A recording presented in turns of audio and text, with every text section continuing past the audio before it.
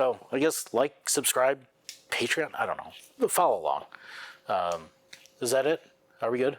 Yeah, we're good. Okay, cool. I have a question though. Now we're talking about like your jigs, tools. Okay. What is what is that? Oh yeah. These. Not this, but these, right? Yeah. Okay. This torture device. Yeah, this torture device. It's a guitar torture device. And if you're arachnophobic or cane phobic, it's terrifying. So what is this? This is rarely used. This is a form for making sides. You know, I go into and talk about all these jigs that we use. This is one we don't use. You can tell by the amount of dust that's on here. So whenever we are making a Ramirez style guitar, they are, ooh, I can even show you this. Here we go. Your typical Ramirez, and this is a, as much as I hate to say it, this was a 68 1A, which is a very nice guitar, but unfortunately it got damaged beyond recognition. So in order to save it, we actually took it apart and used it as a teaching aid. You can see the sides of this guitar. It's 1/16 of Brazilian rosewood and 1/16 of cypress, sometimes maple, depending on who did it and who was laminating the sides. So when we're doing something like this, we actually use this to glue it up. Now, that said, most of the time nowadays, the only time that we're actually using it is not to make this, because we don't build this.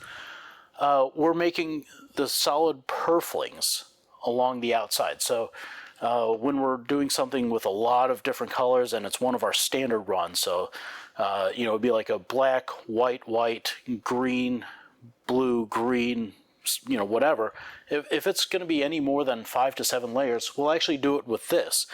And we use visqueen along both sides of it, which is basically painter's plastic that we get from Home Depot.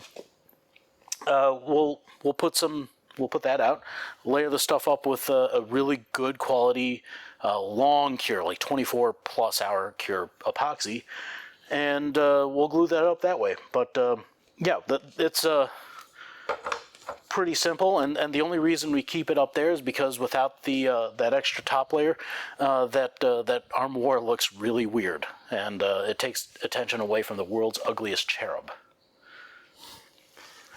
All right, so there we go. That's that one. I mean, we've got all sorts of strange stuff in this shop going on. Like, I mean, like, what is this? All right, okay, so this is a Bridge City, which they make fabulous tools. This is their Joint Maker Pro or something, I don't know. But basically, this is like a table saw for those who don't want a table saw. So it has a number of fences, all precision down to, you know, was a 10,000th.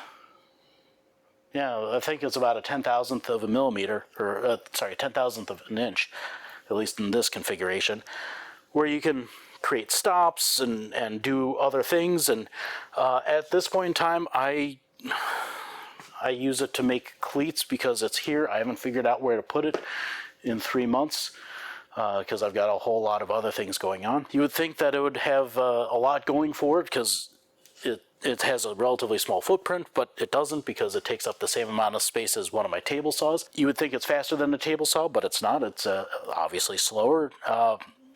And, you know, being that it's this simple, you'd think it's cheaper than a table saw, but it's not. It's like $2,500, I think, at least in this kit.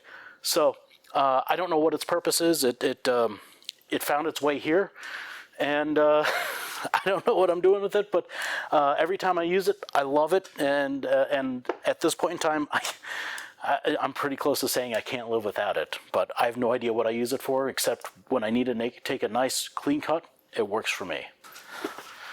So this is something, and pardon my kid's project here. This is a radial arm saw. terrifying things. They stopped making them in the 80s when the lawyers got involved. Thanks, lawyers.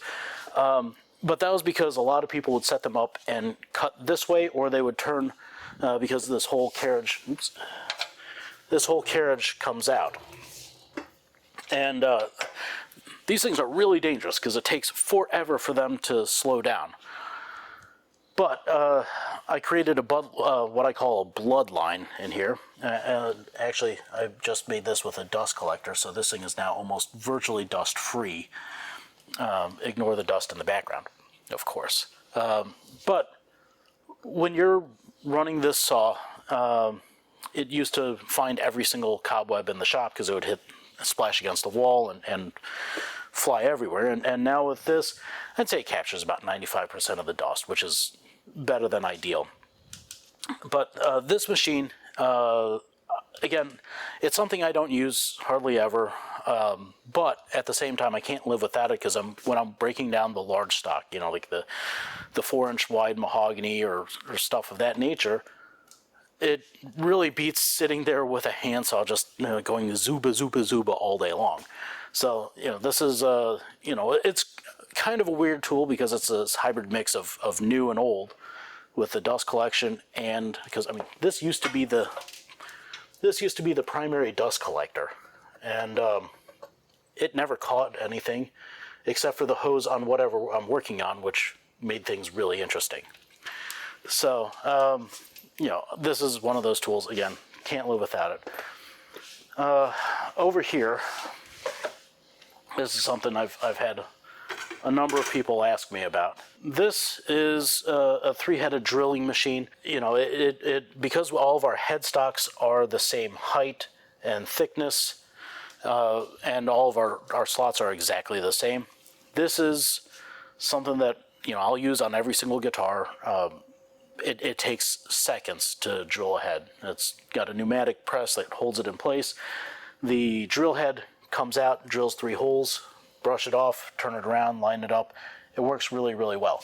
By the way, pay no attention to this because I pay attention to this. I ensure that this is within 2% of 50, and this is to show how wrong they can be, especially digital. I did a video on that. So, goodness, we're really back into the weeds here. This thing is crazy. This machine is a side bending machine. Takes about 2.5 days to heat up, and I'm joking. It's really closer to like 3 hours. This is why the engineering department has to account to the accounting department. It has basically it has a heated shoe for both sides, and you hit these 2 buttons, which gets it started, and it uses air pressure to push this down, feels the wood as it goes down and bends here, and then once this is down, there's actually a micro switch up here that gets tripped. Actually, sorry, it's right up here that gets tripped, and as soon as this micro switch is tripped, it starts feeding air to these. Once these things come down, there's micro switches back here that get tripped. It holds it for about 5 minutes and 30 seconds. So each cycle time is close to 8 minutes, 32 seconds, start to finish, depending on the wood. This thing is, I think, my dad said that it cost him almost $20,000 between the machine work and all the stuff back in the 80s. And so as we use this and saving time on every single guitar that we build with it, this should probably pay off in time savings by 2138, maybe. But in reality, what we do with this, and why we haven't gotten rid of it, is not because of the sunk cost fallacy, but because we use it to make our solid bent linings. So these are 4mm thick linings in various materials. So, I've got mahogany and walnut and beech and a couple other species depending on what it is. Whenever I'm making a guitar out of those with the solid bent linings, instead of doing kerfing or laminating or what have you, This really makes it a lot easier. And so we'll get the wood fully hydrated, like 100% solidly, thoroughly wet. And then we'll do this, and we'll take 3 days, 4 days, and make 100 guitars worth of material, if not more. Just because once this thing is going and once we have the system, it's really not a huge time difference. And we've got a few other things that go with this. In order to do it properly. All wood has springback. So if you take like a set of rosewood and put it into here and press it down, it'll spring back a little bit, and that's within okay range to push it into a form. But if you take cypress and put it into here,